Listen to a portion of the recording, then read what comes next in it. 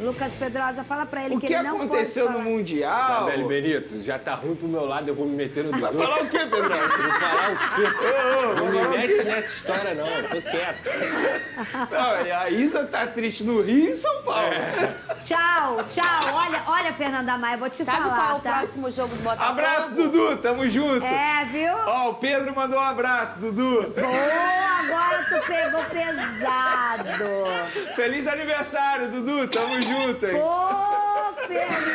É hoje? Foi. Você tava até no vídeo de homenagem, tu não viu, né? Não, correria, não vi. Desculpa. Fala, Fernanda Maia, dá Muita tchau pra mim. saúde, Dudu. Calma que vai melhorar. Olha aqui. O próximo jogo do Botafogo é o Corinthians. Ah, é?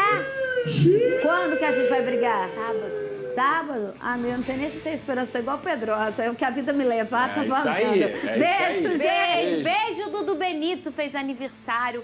Venê! O Tô Pedro te mandou vendo, parabéns. hein, Venê? É, mas eu já imaginava isso. Meu amigo Pedrosa que não imaginava. Quantos pontos? 8, né? Ah, agora diminuiu um pouquinho. Um pouquinho não. É um 4 pouquinho. pontos. 8 pontos. O quê? O Botafogo tá com 25, correto? Ah. E o Cruzeiro? Ah, ele tá falando do líder. eu tava Nisso falando ele pra tá ele, certo. que eu falei que eu tô vendo ele, não foi? Eu tô- Entendi agora, entendi. É porque campeão só tem um. É só o primeiro, Só né? o primeiro. Mas deixa eu jogar os 2 jogos que eu vou ter a menos Um jogo, a menos. e um confronto direto, que é daqui a 2 jogos só, Tem sabia? isso. Botafogo e Cruzeiro. Ó, Onde? na verdade, ô Milton Fernando, Santos. a gente deveria se unir pra pegar o Cruzeiro, pelo que o Cruzeiro vem jogando. Sei que a gente pode fazer um catacata. É Venê. isso. Junta A gente tem que se dali, juntar. Junta daqui. É, o Flamengo venceu o Fluminense. Ô, Cris, você tá bem, Cris? Não. Não tá. É, eu no lugar dele Venceu também não. gol do Pedro, com roteiro de cinema. Coitado do Fluminense. Reportagem da Alcilene Brito. Fala, Alce. Primeiro Fla-Flu do Brasileirão com promessa de um grande jogo. Pelo Flamengo, a volta da torcida raça rubro-negra após uma longa punição e com direito a muita festa. E provocação contra o Fluminense por não ter conquistado o Mundial. Já os tricolores apostavam na volta do Carrasco de Urubus para intimidar o rival. Só que em campo, o que as torcidas viram foi um jogo bem sonolento. O Flamengo tinha a posse de bola, mas no primeiro tempo não teve nenhuma finalização clara de gol. Já o Flu, após o bom desempenho no Mundial, Renato Gaúcho voltou a montar um time no esquema de 3 zagueiros, conseguindo segurar o Flamengo. E era também o que chegava mais perto do gol. Martinelli mandou uma bola que Rossi pegou tranquilo. E Lima arrisca de longe, que vai por cima do gol. Mas a partida era bem abaixo do esperado. Os times voltaram para o segundo tempo e o rubro-negro começou a intimidar mais. Léo Ortiz tem essa cabeçada que Fábio tira por um triz. De novo, o zagueiro cabeceia para fora. Ambos os times mudaram, mas parecia que ninguém queria vencer. No Flamengo, todo mundo teve chance. Wallace Cian, Juninho, Matheus Gonçalves, mas ainda faltava um entrar. Depois de 2 jogos sem sequer ser relacionado, Pedro voltou a ser utilizado por Felipe Luiz e animou a torcida assim que entrou em campo. E quando o clássico se encaminhava para o empate, ele foi decisivo. Luiz Araújo cobra escanteio na área, Léo Ortiz desvia e Pedro é quem aparece, se estica todo e manda para o fundo da rede. O camisa 9 comemora, beija o escudo, mostra a camisa e vibra muito. Ele não marcava desde maio desse ano. O Pedro ele é o melhor centroavante do Brasil. Ele é o melhor centroavante que atua aqui no Brasil. Ele é muito importante pra gente. Ele é um bobão, né? Igual como a gente fala, que a gente é muito brincalhão. Ele é um garoto brincalhão, brinca com todo mundo, chega sempre sorrindo nos treinos, nunca deixa nada afetar ele. Então, me surpreendeu da forma que ele agiu, depois do comentário do Felipe, que foi uma forma muito tranquila, muito serena, muito de boa. Chegou no treino, ele fez o que o Felipe pediu e acho que ele já respondeu hoje dentro de campo, né? Que a gente pode contar com ele, que quando a gente estiver precisando, ele vai lá, vai fazer nossos gols, assistência. Então, feliz demais por ele. O Fluminense teve o retorno de John Kennedy, mas dessa vez quem brilhou foi o rubro-negro. O Flamengo se mantém na cola do Cruzeiro com um jogo a menos e quer continuar brigando pela liderança. Vitória importante. para retomar a briga ali na liderança, ainda mais em cima de um rival. Vitória num clássico é sempre importante. Pedro, sem comentários, é um grande jogador e aconteceu da melhor forma, né? Pedro voltando a atuar, todos bem e nos ajudando com gols. Muito bem! Podem começar no Twitter a sugerir que frase poderia estar na camisa do Pedro. Coloque aqui, hashtag SBT Esporte, um monte de coisa. Poderia estar o quê, Vene Casagrande? O que poderia estar escrito naquela camisa? Ó, não sei o que poderia estar escrito na camisa, mas eu peguei aqui o GPS do Pedro, ó. Vai lá no gol. Mas se eu fosse o Pedro, eu botaria assim, ó meu GPS, ó. Quem corre é a bola, eu faço é gol. Não? Me vende agora, dirigente. 15 milhões de interrogação.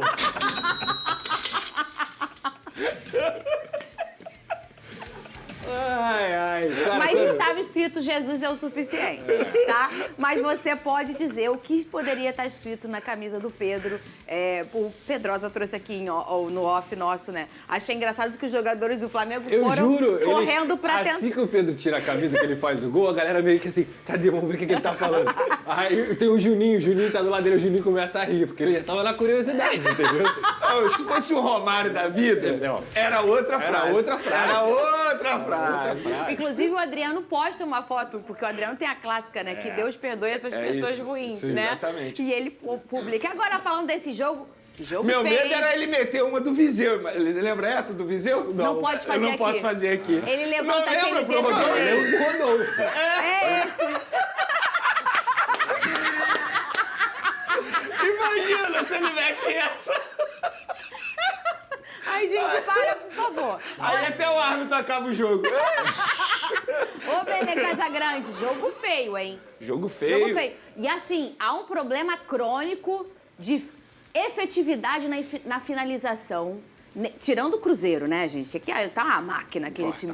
Eu não tô aguentando mais o Cruzeiro. Tirando o Cruzeiro, tá uma coisa meio crônica no futebol brasileiro, o Vene Casagrande. Ai, muita posse de bola. Pra quê se tu não chuta no gol, se não faz gol, Vene? Inclusive, o próprio Cruzeiro é um bom exemplo, né? Que é um time que não costuma ter a maior posse de bola nos jogos. E mesmo assim consegue fazer muitos gols. E ontem o Flamengo, concordo com você, não só o Flamengo, o Fluminense também. Fizeram um jogo muito abaixo do que eu imaginava que fosse ser. Sobretudo o Flamengo, porque a gente espera muito mais do Flamengo por conta do elenco que tem, até mesmo por conta do estilo de jogo, posse de bola. Só que a posse de bola também não estava significando nada na partida de ontem. Foi um jogo extremamente chato de assistir. A grande verdade é essa. Mas eu vou me apegar ao lado positivo. A gente pôde ver novamente um Alan jogando uma boa partida, e isso é muito importante, sobretudo que estamos falando de uma posição que o Flamengo tem desfalques, né, por conta do Pulgar. Inclusive, ontem o Felipe Luiz, ele deu uma declaração na entrevista coletiva dizendo que o Pulgar corre risco de nem jogar mais esse ano, segundo o Felipe Luiz. E tem a saída do Gerson também, então é um lado positivo, o Alan. Tem também o lado positivo de um Alan Cian entrando como titular na vaga do Gonzalo Plata, indo bem na minha concepção. Então, assim, de maneira geral, não foi uma boa partida do Flamengo. Mas clássico não se joga. Clássico se vence. Inclusive, o Flamengo entrou em campo sabendo do resultado do Cruzeiro, aumentando a pressão em cima de uma vitória. O Flamengo tinha que vencer esse jogo por todo o contexto que o Flamengo vem vivendo nos últimos dias. Crise nos bastidores, a gente brincou aqui, Pedro, Felipe Luiz. Então, o Flamengo precisava vencer esse jogo. Muito mais importante do que apresentar um bom futebol era conquistar os 3 pontos diante de um time que, querendo ou não, vinha com moral, né? Depois do sucesso que teve na Copa do Mundo de Clubes. Mas o Flamengo e o Fluminense fizeram uma partida muito abaixo. Para ser mais justo, de repente, o resultado do empate poderia ser mais correto para esse jogo. Mas não existe injustiça no futebol. O Pedro entrou e, como bem disse aí a Alcilene Brito, no bom VT dela, foi um roteiro de cinema. Um roteiro que a gente até brincou aqui nos bastidores que poderia acontecer, e aconteceu. Por quê? Você falou, Só Pereira. o futebol permite esse tipo de situação. Só o futebol permite isso. Então, acho que esse gol põe um ponto final nessa crise nos bastidores. O próprio Felipe Luiz falou sobre isso. E que agora o Flamengo saia vencendo. Porque a ausência do Pedro, o Flamengo perde. Então, ele voltando agora, treinando bem, como disse o próprio Felipe Luiz, é um reforço caseiro para o treinador. Intenso ou não, ele sabe fazer gol, Lucas Pedrosa. Agora, hashtag SBT Esporte Rio, pedimos para vocês falarem o que poderia estar na camisa do Pedro. Tava, Jesus é o suficiente. Gol do Pedro Sinistro. Gol do Pedro Sinistro. GPS. Que é a sigla GPS? É gol do Pedro Sinistro. Tá aí o Fernando Melo mandou. Vamos escutar a sonora do Filipe Luís, um dos trechos da entrevista coletiva que, como de costume, ele deu após essa partida e ele elogiou o Pedro. Cadê? É um assunto completamente encerrado, não tem nenhuma polêmica, não tem absolutamente nada. Eu sou o homem mais feliz do mundo quando um jogador como ele entra e faz o gol. O futebol é maravilhoso. Gostei não só do gol, né? Eu gostei da forma que ele se comportou defensivamente, da forma como ele correu, como ele jogou com os companheiros, esse brilho que ele tem, ele recuperou e a gente, como eu falei na outra vez, nós precisamos muito dele e estou muito feliz. Ô, Lucas Pedrosa, vamos lá, Lucas Pedrosa. O futebol é isso aí, né? Ele falou, encerrou a polêmica. Encerrou, não. Que a gente vai falar mais umas meia hora disso aqui, ô Pedrosa. Tem muita coisa Você tá pra rindo, falar. Vene Casagrande? Por quê? O Felipe tem essa coisa do... Que ele agiu da forma que ele agiu, agiu corretamente. Ele tirou um jogador que não estava se dedicando nos treinamentos para que ele pudesse se recuperar, deu um puxão de orelha, que eu até comentei aqui, que um pai daria num filho, e o filho conseguiu corresponder. Porque o Pedro, naquele momento, a partir do momento que ele foi antiprofissional, independentemente do motivo que ele tinha para fazer isso, ele estava desrespeitando a camisa do Flamengo. Quando ele, novamente, volta a respeitar a camisa do Flamengo, volta a treinar como todo mundo sabe que ele deveria treinar, o talento dele aparece. E quando ocorreu o episódio, eu até falei aqui, se eu fosse o Pedro, eu sentaria minha bunda no treinamento, eu suaria até minha última gota de suor, e tentaria novamente jogar com a camisa do Flamengo para que ele não saísse manchado, para que ele não saísse daqui do Flamengo manchando um pouco da história dele. E foi isso que ele fez. Então, assim, todo mundo na vida, em algum momento, seja na sua profissão, seja na sua vida pessoal, passa por momentos ruins. Passa por momentos em que você se abate, passa por momentos em que você se pergunta se é aquilo mesmo que você deveria fazer, se você estava certo, se você está se sentindo bem. Isso é normal, a gente acaba baqueando porque nós somos seres humanos. O Pedro teve esse momento de baque, ele admite isso inclusive na entrevista, diz e reconhece que ele não deveria ter sido abatido principalmente pela notícia que foi vazada, mas consegue dar a volta por cima. Então quando eu digo que o futebol para mim é o reflexo da vida, é porque nós somos assim também, seres humanos, capazes de errar e se recuperar, capazes de errar e reconhecer o que a gente teria que fazer para poder melhorar. E o Pedro conseguiu fazer isso muito bem e ele decide um jogo que estava bem ruim. Ele decide um jogo que era um jogo de equilibrado no nível para baixo, principalmente no primeiro tempo. O Fluminense entra com 3 zagueiros, o Fluminense não deixa o Flamengo jogar e também não joga. Tanto é que o primeiro só teve uma defesa de goleiro no primeiro tempo, que foi o Rossi com 40 e tantos minutos. O primeiro tempo foi horroroso, tá? Horroroso porque se espera de um Fla-Flu. Foi muito feio. Foi vergonhoso. No segundo tempo, eu acho que o Flamengo já volta melhor e domina as ações. E o Fluminense não soube responder a isso. O Renato ele entra com uma formação defensiva, bem diferente do primeiro jogo que ele voltou aí contra o Cruzeiro, e aí no segundo tempo ele começa a fazer umas mexidas que acabam fazendo o Flamengo também subir de rendimento. O Filipe Luís também é muito inteligente, quando ele tira o Cebolinha, que ele até defende ali, é um jogador que não conseguiu render de novo, e é um Flamengo que consegue melhorar um pouquinho. Gostei da entrada do Matheus Gonçalves. O Luiz Araújo vem pro lado esquerdo e ele produz também do lado esquerdo, apesar de ficar torto. E o Pedro é esse cara. Então, numa bola aérea, para decidir um jogo ruim, acontece o desvio do Léo Ortiz, que já tinha desviado algumas bolas ali, mas não tinha ninguém para poder completar como tinha o Pedro. Então, o Flamengo consegue essa decisão muito importante. Acho que mais importante do que o desempenho foi o resultado de você não deixar o Cruzeiro descolar. Se você chega a 28 e o Cruzeiro está com 33, cara, o negócio vai começar a ficar complicado. Então, assim, para o Flamengo foi ótimo esse resultado, para o Fluminense muito ruim. A resposta que o Fluminense dá após o Mundial é muito ruim para o seu torcedor. Jogou pior do que o Cruzeiro no primeiro tempo, aí conseguiu recuperar um pouco esse ímpeto no segundo e poderia ter diminuído o placar, mas o Cruzeiro foi merecedor da vitória e contra o Flamengo, pior ainda. Eu acho que o jogo do Fluminense ontem foi muito abaixo do esperado. Reflexo do Aras? Pode ser, mas é um Fluminense que vai ter que se reinventar na temporada, para que você possa novamente continuar sonhando com coisas grandes. E ele já sabia que ia fazer gol, porque preparou a camisa do Jesus é o suficiente, botou por baixo da camisa dele. Não é, Vene? Claro.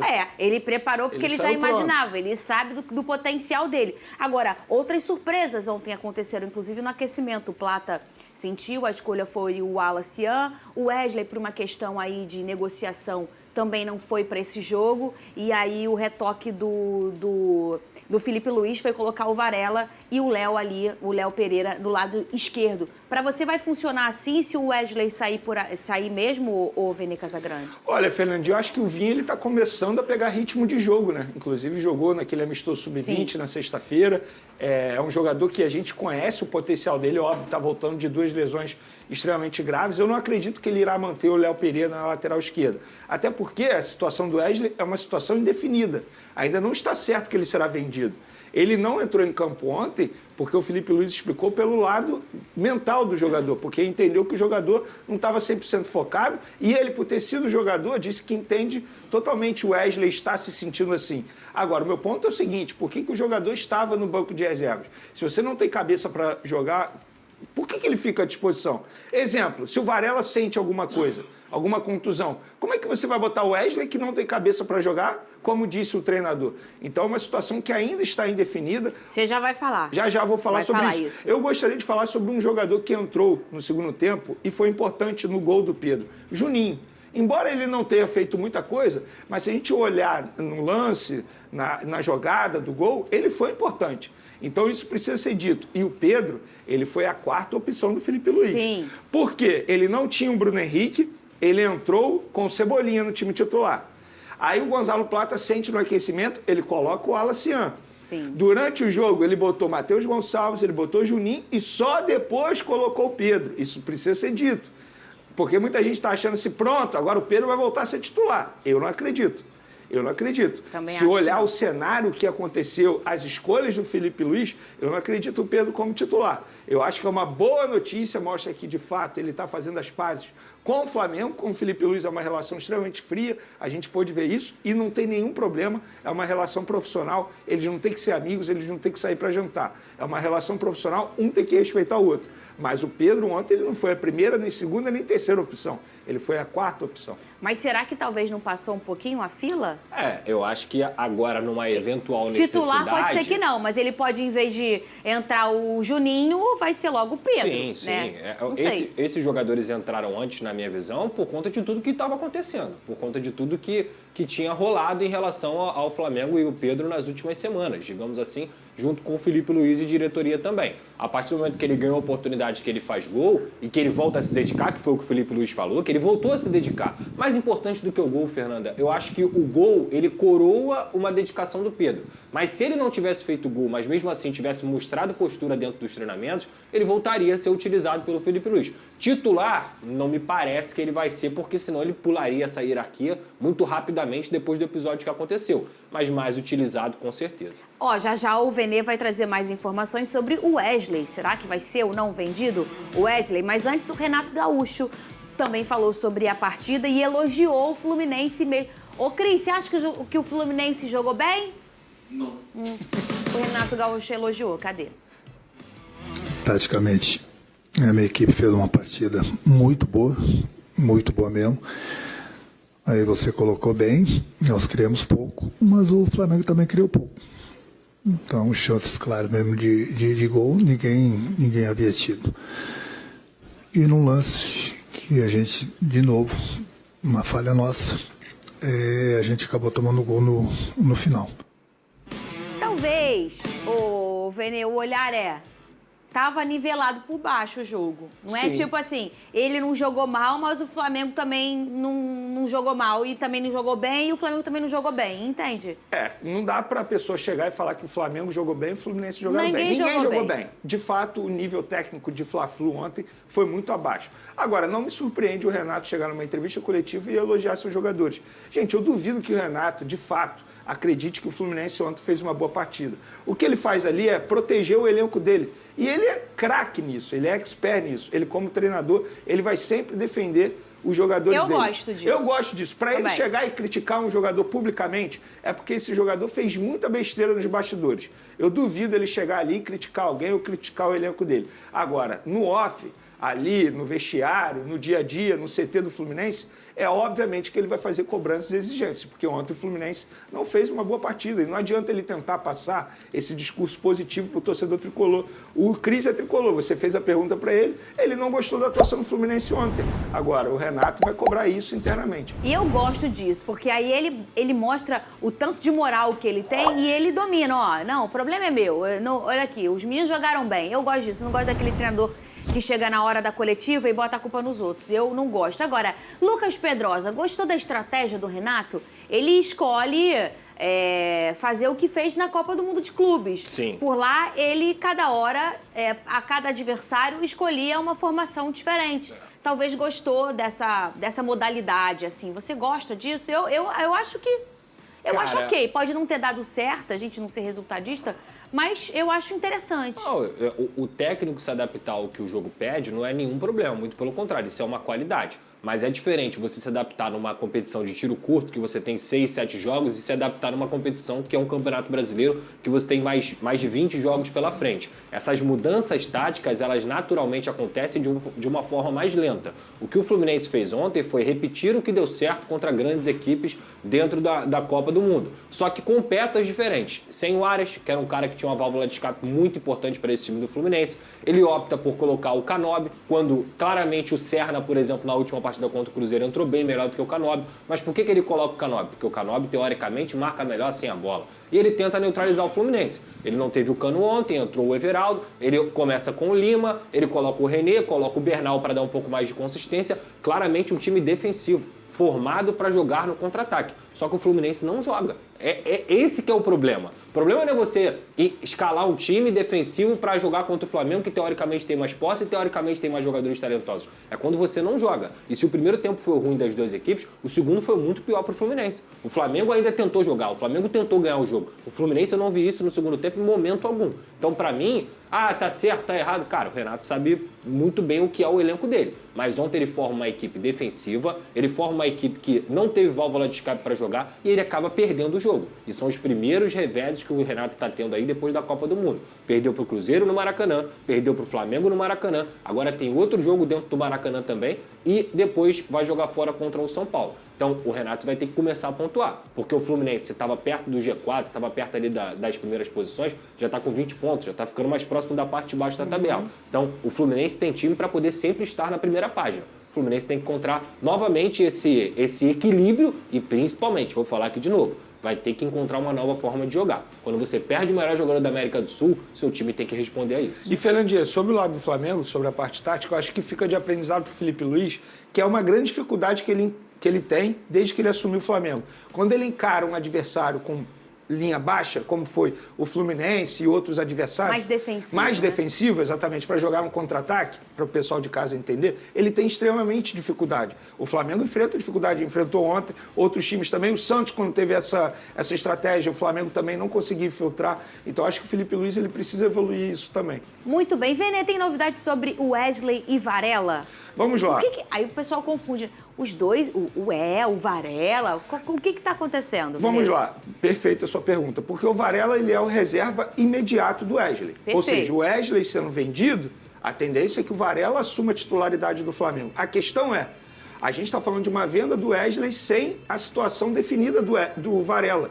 Então, primeiro vamos falar do Wesley, que é o titular. Ontem ele ficou no banco de reservas porque, de fato, tem uma negociação avançada com a Roma. A Roma ligou para o Flamengo na sexta-feira, o diretor da Roma ligou para José Boto e falou, a gente pretende pagar isso para vocês aí, para comprar o Wesley. Vocês topam? Beleza, o Boto deu ok. Quando chegou no BAP, que é o presidente, o BAP falou, a gente pode até aceitar, desde que você, Boto, tenha alguém engatilhado para poder contratar e ficar à disposição. Porque não faz o menor sentido a gente vender o jogador e correr no mercado para contratar um outro jogador e ficar apenas com Varela. E por falar em Varela, Boto, e a renovação dele, que até agora não foi assinada?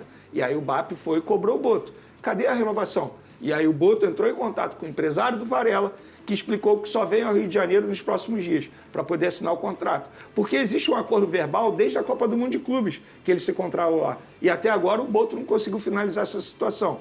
Então, para o pessoal de casa entender, sim, o Wesley pode ser vendido a qualquer momento, quando o Boto arrumar um jogador engatilhado para a posição, uma reposição. E eu acho que está extremamente certo. Por mais que a gente esteja falando de um valor extremamente absurdo, 25 milhões de euros mais 5 por bonificação, 30 milhões de euros, mas o Flamengo hoje não precisa fazer receita com venda de jogadores. Tem que pensar no ganho técnico. E o ganho técnico qual é? É ter o Wesley. Beleza, vende o Wesley se tiver alguém encaminhado. Eu acho que a diretoria do Flamengo está agindo extremamente correto nessa situação. Agora, Lucas Pedrosa, Tem uns 2 anos que o Wesley quase é vendido. Sim. Será que ninguém sabia para já achar alguém para entrar no lugar dele?